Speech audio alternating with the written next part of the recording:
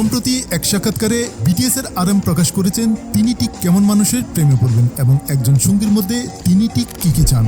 তার এই মিষ্টি স্বীকারোক্তি ভক্তদের মন ছুঁয়ে গেছে।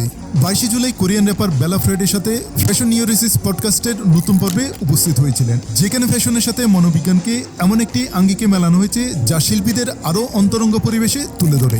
তাদের আলাপের এক পর্যায়ে আরামকে এমন একটি নির্দিষ্ট পোশাক সম্পর্কে জিজ্ঞেস করা হয়েছিল যা তার কাছে আকর্ষণীয় মনে হয়। এর উত্তরে তিনি জানান যে তিনি এমন কারোর সঙ্গে থাকতে চান যার মধ্যে সবিরোধী বাপমতি রয়েছে এবং বিষয়টি ব্যাখ্যা করেন।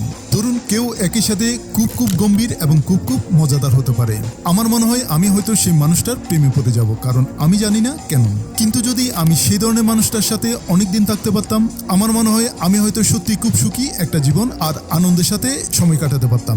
এসব বিষয় নিয়ে কথা বলে, যেমন ধরুন রাজনৈতিক বিষয় থেকে শুরু করে সামাজিক সমস্যা নিয়ে আলোচনা করা। আর যেমন ধরুন আপনি কোন বিয়ারটা বেশি পছন্দ করেন, বেলজিয়াম নাকি জার্মান, আমি কোরিয়ান পছন্দ করি, এই ধরনের কিছু একটা। বিটিএস লিডার উপসংহারে বলেন, আমার মনে হয় আমি যখন কারো চরম দ্বৈততা দেখি তখনই এই আনন্দটা খুঁজে পাই। এর মাধ্যমে তিনি স্পষ্ট করেন যে তিনি সহজেই এমন কারো প্রেমে পড়বেন যার সাথে তিনি সবকিছু নিয়ে কথা বলতে পারেন, যদিও এ সম্পর্ক চিরস্থায়ী নাও হতে পারে। তিনি নিশ্চিত যে এটি তাকে মূল্যবান সুখের মুহূর্ত এনে দিবে।